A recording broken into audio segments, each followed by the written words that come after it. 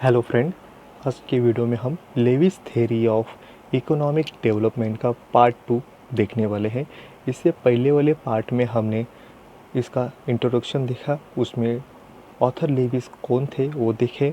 उसके बाद उन्होंने दिया हुआ टू सेक्टर इकोनॉमी, उसके बाद लेबर सप्लाई, उसके साथ कैपिटलिस्ट सरप्लस किस तरह से बिल्ट होता है और capital formation depend on capital surplus किस तरह से होता है, ये हमने देखा।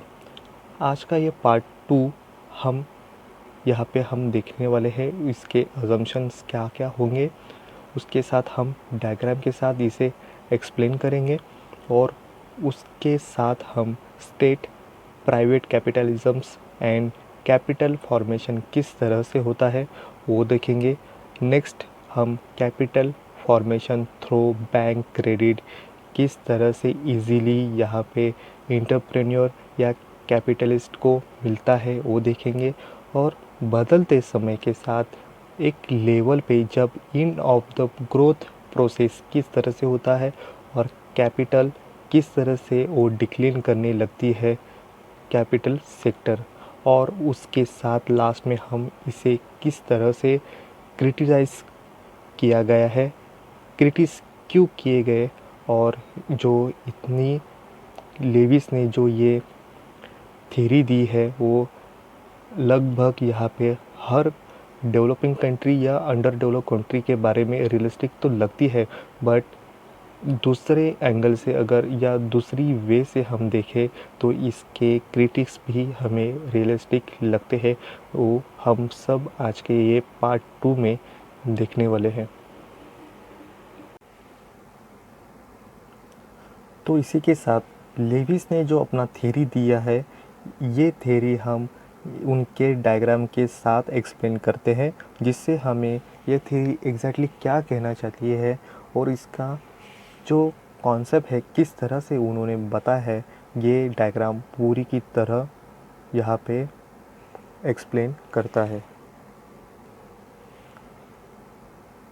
वैसे ही इस डायग्राम में एक्स लेवल पे हमने सप्लाई ऑफ लेबर लिया है, वाई लेवल पे हमने यहाँ पे वेजेस रेट और लेबर्स मार्जिनल प्रोडक्टिविटी ये लेवल किस तरह से होती है ये मेंशन करेगा वाई लेवल पे।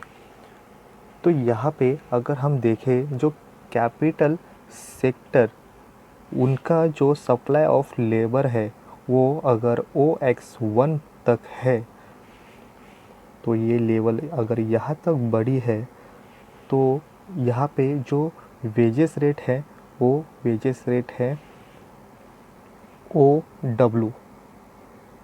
यहाँ तक उनको OX इतना प्रोडक्शन के लिए या सप्लाई यहाँ पे लेबर का होने से वो प्रोडक्शन क्रिएट होने पे कैपिटल सेक्टर में जो एम्प्लॉयर है या लेबर है उसे OW यहाँ तक जो कैपिटल सेक्टर है उसे उतना पेमेंट मिलता है, और जो एग्रीकल्चर का जो लेबर है वो OX1 तक इतने प्रोडक्शन के लिए उनको OS इतना उनको वेजेस मिलेगा। तो इसमें जो डिफरेंस हमें मिल रहा है यही डिफरेंस मार्जिनल प्रोडक्टिविटी जो लेबर की है और जो वेजेस रेट किस तरह से दोनों का डिफरेंस दिखाई देगा जो एग्रीकल्चर सेक्टर में और जो कैपिटल सेक्टर में, यही डिफरेंस हमें ये बताती है कि दोनों का डिफरेंस से और उनकी प्रोडक्टिविटी लेवल कहाँ तक है। तो यहाँ पे हम बात करेंगे कैपिटल सेक्टर का। जो कैपिटल सेक्टर में OX1 यहाँ तक लेबर को अगर इतना लेबर लेते हैं तो उनकी जो प्रोडक्शन वेजेस रेट यहाँ पे OW तक जाएगा, और जो ये जो पोर्शन है WP1Y1 ये कैपिटल सेक्टर का ये सरप्लस है, और यही सरप्लस वो आगे वाले लेवल तक लेके जाएगा, यही सप्लाई सरप्लस वो यहाँ पे इन्वेस्टमेंट करेगा। मीन्स यहाँ पे सप्लाई OX1 और जो वेज रेट है वो है OW। तो OX1 P1W ये हो गया टोटल प्रोडक्शन, और जो वेजेस देने पड़े वो थे OX1 P1 और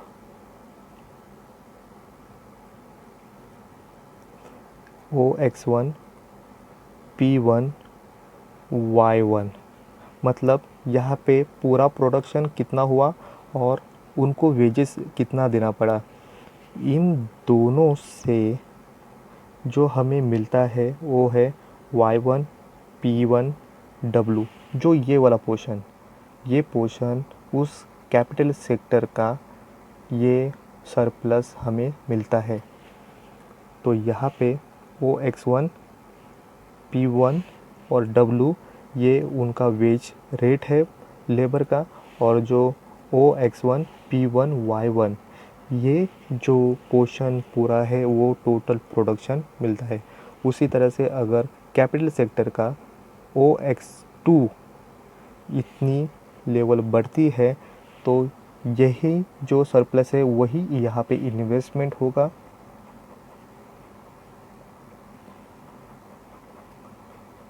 तो यहाँ पे जो कैपिटल सेक्टर को मिलने वाला जो सरप्लस है वो भी बढ़ेगा। अगर यहाँ पे वैसे ही अगर ये लेवल बढ़ाते हैं और बढ़ाएंगे OX3 तक जाएगा, तो ये पोर्शन फिर यहाँ पे यहाँ का जो सरप्लस है वही फिर यहाँ पे इन्वेस्ट करके और ये लेवल हमें बढ़ता हुआ दिखाई देगा। अगर उसी तरह से इसमें और जो लेबर बढ़ते जाएंगे तो ये बढ़ा हुआ लेबर फिर और यहाँ पे जो सरप्लस है कैपिटल सेक्टर का ये भी यहाँ पे बढ़ा हुआ हमें मिलता है। तो इसी के साथ ये कब तक चलेगा, जब तक जो कैपिटल और लेबर इनका जो रेशो बढ़ता है, और जब कैपिटल को मिलने वाला ये सरप्लस कम होता है और जो लेबर का वेज रेट ये दोनों जब एक दूसरे के लेवल तक आ जाते हैं, मीन्स कैपिटल और लेबर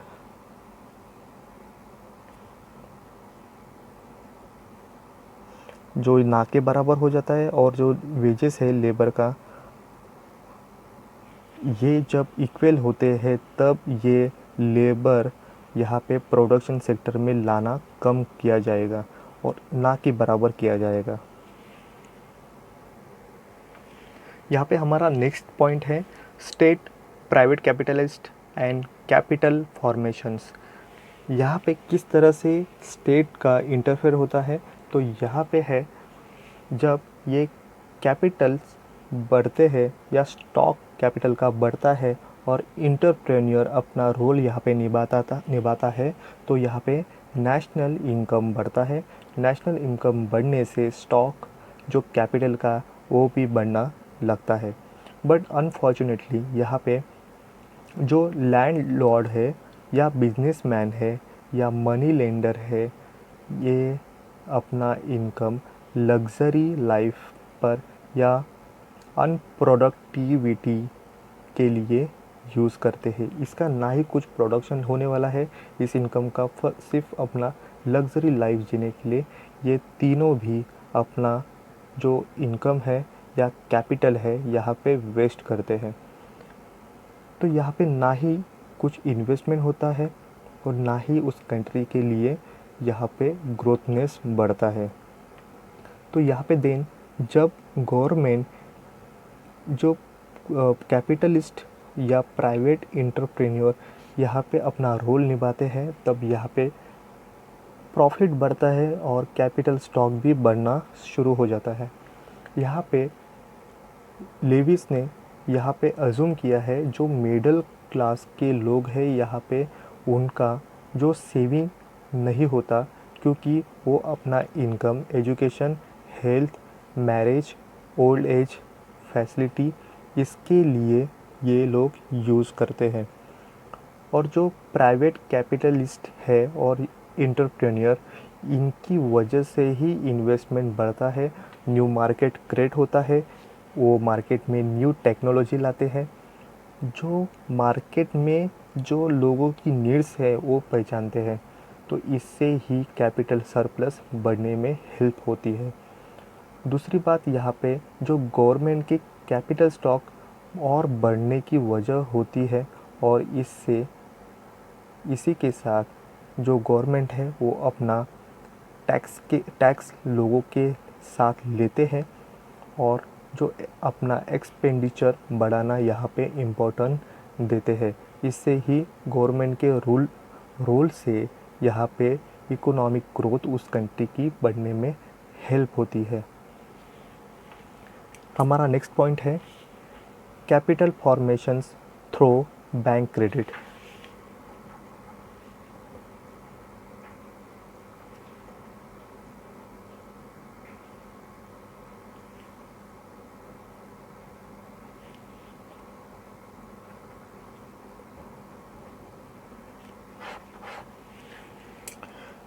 यहाँ पे एक ऐसी कंडीशन हम अज्यूम कर लिए थे कि सिर्फ यहाँ पे लेबर ऑफ सप्लाई यहाँ पे बहुत ही बड़ी काउंटिंग में है, और यहाँ पे अगर कुछ भी यहाँ पे नेचुरल रिसोर्सेस ना ही कैपिटल स्टॉक अगर अवेलेबल है, तो यहाँ पे इंटरप्रेन्योर या कैपिटलिस्ट यहाँ पे बैंक क्रेडिट लेके इजीली यहाँ पे उन्हें अवेलेबल होता है, और वो कैपिटल मार्केट को इंक्रीज करते हैं। अगर बैंक क्रेडिट लेने से अगर इन्फ्लेशन आ भी जाता है तो ये लॉन्ग रन में नहीं होगा, ये सिर्फ शॉर्ट रन में बैंक क्रेडिट लेने की वजह से क्रिएट होता है। देन यहाँ पे कंजम्पशन गुड्स उसकी प्रोडक्शन घटने लगती है, क्योंकि मार्केट में न्यू इंटरप्रेन्योर अगर एंट्री करता है तो उसके साथ साथ यहाँ पे प्रोडक्शन बढ़ने लगते हैं, और कैपिटल प्रोडक्शन यहाँ पे मूव करता है, और कंजप्शन गुड्स प्रोडक्शन में घटोती होती है। इसमें प्रोडक्शन जो कंजप्शन गुड्स का है वो घटने की वजह से, अवेलेबल नहीं होने की वजह से उनकी प्राइस बढ़ती है, बट ये लॉन्ग रन में नहीं होगा, ये सिर्फ शॉर्ट रन में क्रिएट होने के बाद फिर यहाँ पे कंजप्शन गुड्स बढ़ेंगे तो उसकी प्राइस घटती जाएगी। तो ऐसी भी एक कंडीशन आ जाती है जब ये सेविंग और इन्वेस्टमेंट ये दोनों इक्वल हो जाते हैं।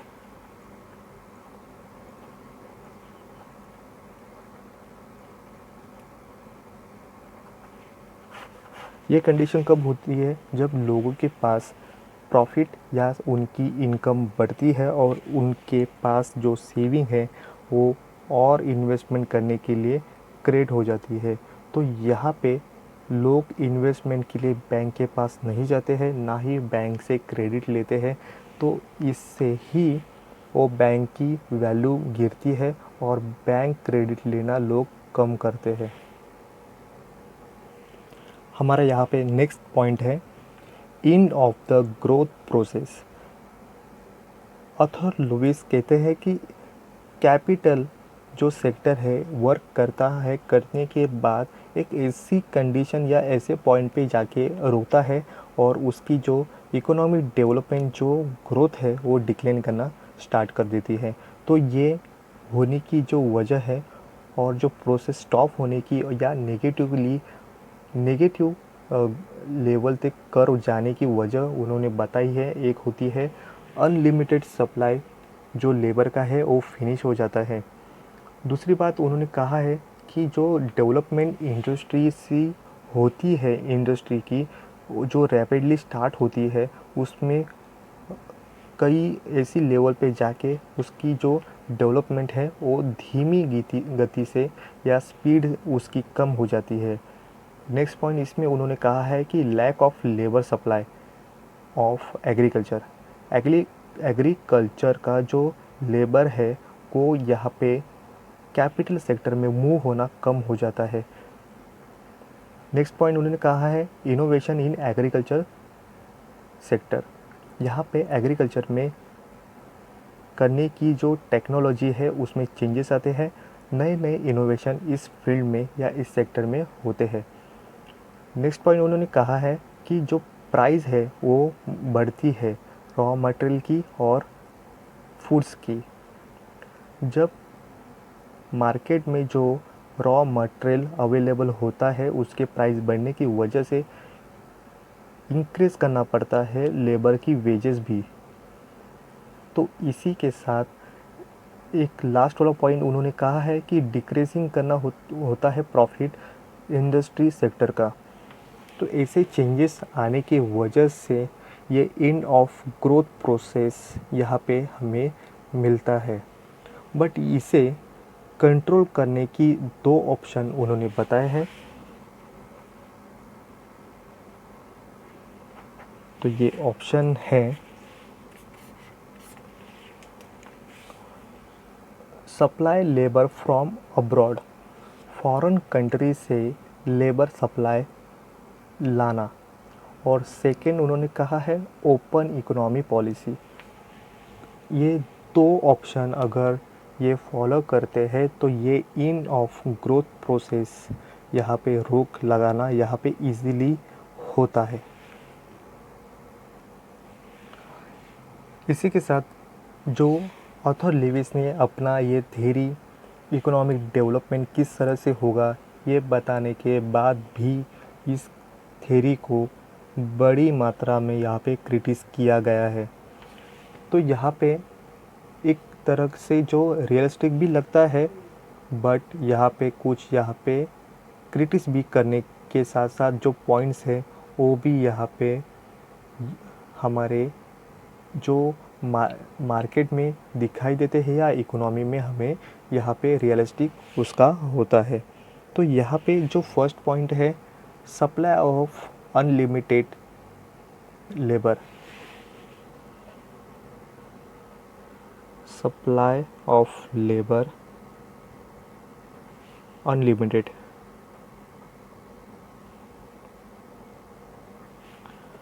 Not possible.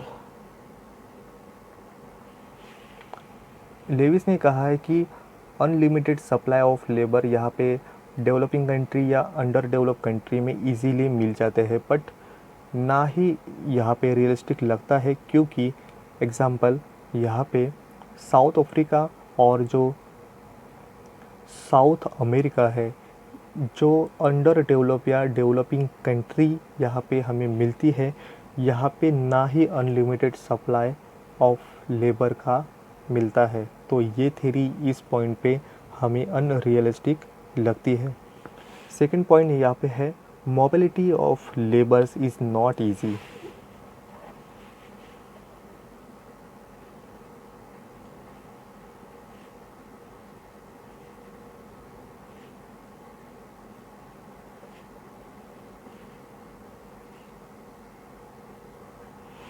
ये पॉइंट हमें कहता है कि कोई भी पर्सन किसी एक सेक्टर से दूसरी सेक्टर अगर उससे मोबिलिटी या मूव होना है तो ये पूरी तरह से इजी नहीं होता है। इसके पीछे बहुत सी बड़ी मेंटलिटी लगती है। थर्ड पॉइंट है कांस्टेंट सब्सिस्टेंस लेवल वेजेस।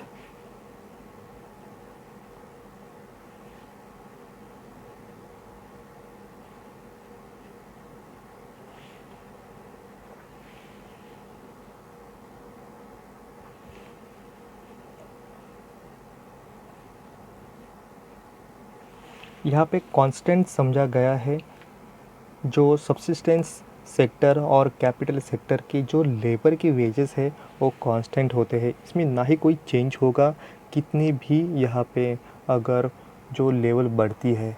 तो तो ये अनरियलिस्टिक लगता है, नॉट पॉसिबल। इसी के साथ हमारा नेक्स्ट पॉइंट है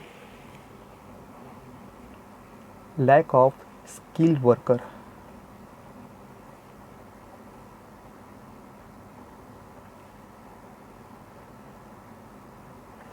जो स्किल वर्कर को जो ट्रेनिंग देनी पड़ती है या उसे वेल एजुकेशन देना पड़ता है, ऐसा तुरंत तो या इंस्टेंट ऐसा कुछ भी स्किल उसके इनबिल्ट तो होने वाली ऐसी कंडीशन कभी भी इकोनॉमी में क्रिएट नहीं होती है।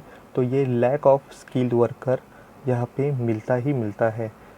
नेक्स्ट हमारा पॉइंट है लैक ऑफ एंटरप्रेन्योर।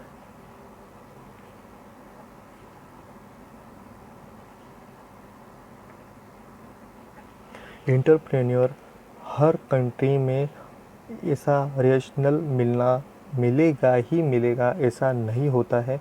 तो यहाँ पे लैक ऑफ एंटरप्रेन्योर की कंडीशन हमें डेवलपिंग कंट्री या अंडर डेवलप कंट्री में मिल जाती है।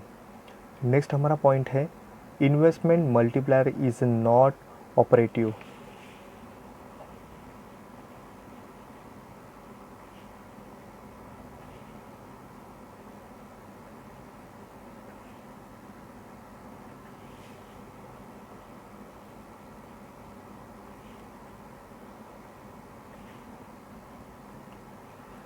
इस थ्योरी में इन्वेस्टमेंट मल्टीप्लायर का जिक्र भी ऑथर लेविस ने नहीं किया है, सिर्फ यहाँ पे फोकस किया है अनलिमिटेड सप्लाई ऑफ लेबर। तो यहाँ पे इन्वेस्टमेंट मल्टीप्लायर को टोटली इग्नोर किया गया है। हमारा नेक्स्ट पॉइंट है marginal productivity is not zero in agriculture.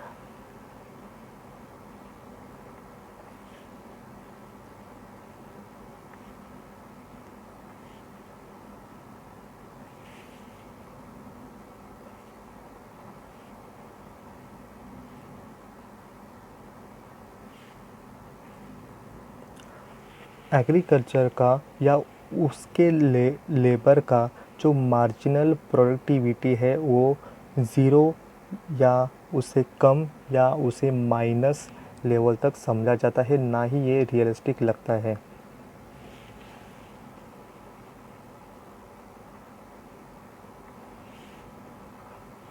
हमारा नेक्स्ट पॉइंट है inflation is not a self control.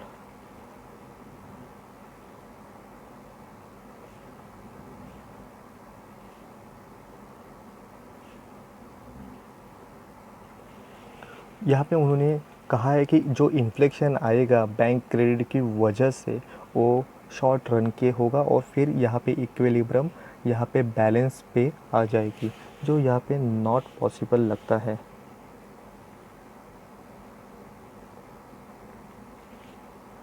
हमारा नेक्स्ट पॉइंट है no study of aggregate demand.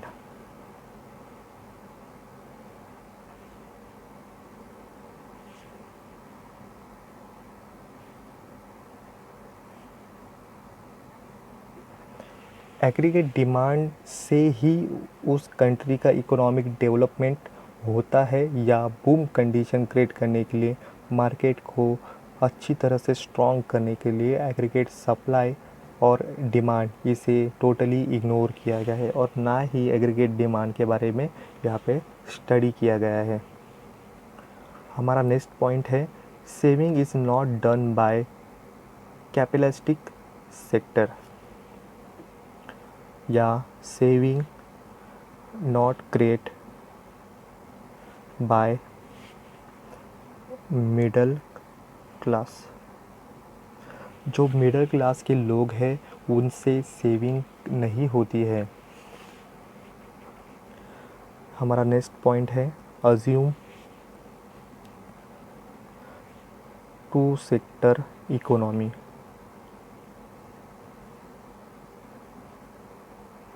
यहाँ पे सिर्फ टू सेक्टर अज्यूम किया गया है, और भी सेक्टर होते हैं जो इकोनॉमी को यहाँ पे इंक्रीज़ करने के लिए या ग्रोथनेस देने के लिए यहाँ पे इम्पोर्टेंस होते हैं। हमारा नेक्स्ट पॉइंट है bank credit available easily. Assume bank credit available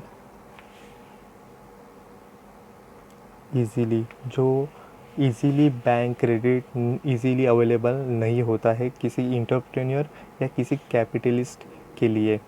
हमारा नेक्स्ट पॉइंट है stable wages rate in capital sector.